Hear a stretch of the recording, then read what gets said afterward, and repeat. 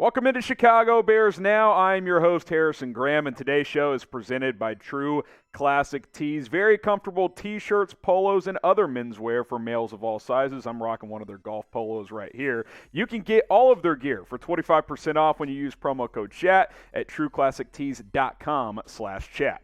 All right, we got some news and rumors to get into here on today's show. And Matt Eberflus just ended his Wednesday press conference just moments before we filmed this video. Coming up later on in the show, could the Bears sign this wide receiver who is now available? We will cover that later on in the video. But we got a lot of injury updates to address first, so stick with us here. Cody Whitehair has been officially placed on injured reserve. That means he'll miss at least 4 games. Matt Eberflus said on Monday that he thinks Whitehair will return at some point this season. Echoed that again today. This was the expected outcome. When we heard how Eberflus talked on Monday saying how Whitehair's been a warrior, he's only missed 2 games in his career, you're like, okay, he's at least going to miss a little bit of time, right? Like he's going to go to short-term IR, and that is the outcome here, is he's going to miss the next 4 weeks. You look at the available offensive linemen right now, some of them could be replacements for Cody Whitehair. Laurent Duvernay-Tardif is kind of like half retired, so I don't know how realistic that one is, but Eric Flowers is out there. Darrell Williams has played guard and tackle in his career. Trey Hopkins has played guard and center. Eric Fisher, more of a tackle, so I don't think he really makes sense specifically to Whitehair, but if you wanted to add a veteran offensive lineman, he is available as well. What do you guys think? Should the Bears sign an offensive lineman? Type S for sign, type P for pass. Get your votes in down in the comment section below. What should the Bears do on their offensive line? Should they sign someone or pass? They're good. They got enough up front. I would at least explore the free agent market. All right, you look at where this offensive line depth chart sits right now, and it's not ideal. This is what the starting 5 is likely going to be, at least in the short term, with Braxton Jones at left tackle, Lucas Patrick at left guard, Sam Mustipher, staying there at center, Tevin Jenkins at right guard, and then Larry Borom at right tackle. A question that I just have and that has kind of played throughout in my mind the last couple of days, I saw the CHGO guys talking about this too, is Mustipher better at center than Schofield is at guard? Because if the answer is no, shouldn't we do this instead? Shouldn't the Bears go this route instead, where Michael Schofield plays left guard, Lucas Patrick plays center, which is what he was signed to do, and then you got Jones, Borom, and Jenkins as your other 3 guys. Hell, maybe even Riley Reif at right tackle if Larry Borom hasn't been satisfactory enough, but I think he's been okay. This feels like a better combination. Now, well, maybe Lucas Patrick can't snap the ball yet. I find that hard to believe because he broke his hand over 2 months ago. It was in late July.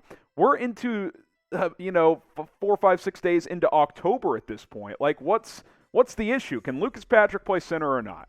If he can, then I would rather put him at center and then put Schofield at left guard. If he can't, then it is what it is, I guess. But Sam Mustipher, he has proven that hard worker, seems like a good guy, but he is not a starting caliber center in this league. True Classic Tees is today's sponsor on Chicago Bears Now, and you guys can get 25% off all of their menswear by using promo code CHAT at trueclassictees.com/chat. Versatile clothing for males of all sizes. They got t-shirts, they got polos, they got the dry fit polos, which is what I'm rocking here. Love throwing these on when I go tee it up on the golf course. They even got shorts that are very comfortable as well. Go to trueclassictees.com/chat. Go check out their gear. Cool thing about True Classic is if you buy in bulk, you get better bang for your buck, and you can get that 25% off with promo code CHAT at trueclassictees.com/chat. All right, more injury updates for the Chicago Bears here. N'Keal Harry, could he be returning soon? The Bears have opened Harry's 21-day practice window to return, which means he could be back soon. Now, Matt Eberflus at his presser today said, we'll see in terms of the potential of him possibly playing this week. Find it hard to believe he would play on Sunday, but it would certainly be nice. Maybe he misses 1 more week then returns. You don't start the practice window unless there's at least a chance he could play right away. You look at the depth chart, how things sit right now. We can talk about it until the cows come home. It hasn't been good. It just has not been good. Pringle's on IR now. Mooney finally had a breakout game. He needs to be consistent week in and week out. St. Brown, I think for what you expected him to be, has been, decent, but Velus Jones just got back. He hasn't even taken taken an offensive snap yet. Pettis is dropping key balls. Smith-Marsette is mostly a special teams guy. Bears need all the help they can get. I don't think there's any doubt about that. So hopefully they get some help from N'Keal Harry soon. Eberflus talked about his uniqueness as a big body receiver to go up and get the football. Obviously, he didn't do a ton of that in New England, but again, I mean, you need dudes out there. You just don't have the quality of players at this point in time. What are your expectations for N'Keal Harry for when he does return? Scale it from 1 to 10. 1 being you've got no expectations. You think he's going to suck. 10 being you think he could provide a major lift. He's going to be a big-time weapon for this team. I'll go like 5. I think he'll help because this team needs more help at receiver, but if we think N'Keal Harry's saving the day, that would be something new because he has not been that guy in the NFL. Before we talk about another receiver, real quick on Jaylon Johnson here, Flus continues to say he's day-to-day. Now, coach speak Flus is definitely a big coach speak guy. He says players are day-to-day if they're not on IR. That could mean he's out 2 more weeks. That could mean he plays this week. We'll see what the official injury report after practice says today, but at this exact moment, he is in that day-to-day category. All right, subscribe to the channel. We continue to bring you guys daily Chicago Bears videos, news, rumors, and more. And hey, we're approaching 54,000 subs. Do it for Urlacher, a Bears legend, one of the best players in franchise history. I'm tired of representing Nick Morrow, number 53. Let's get to 54, a much better linebacker, if you will. 870 subs away. Can we do it? Free videos. Go ahead and hit that sub button. All right. Andy Isabella, could he be the newest member of the Chicago Bears? He was cut, or I should say waived, on Tuesday by the Arizona Cardinals, and he did run a 4.31 40 at the 2019 Combine. Very fast player, but never really put it together in Arizona. You look at his career stats over, I think, 39 games, 33 catches, 447 yards, just 3 touchdowns, and by the way, most of that production was in his first 2 years in 2019 and 20. The last couple of years, when they bring guys like DeAndre Hopkins, A.J. Green, he just got pushed down the depth chart, and you see the stats, 3 catches, 34 yards since the start of last season.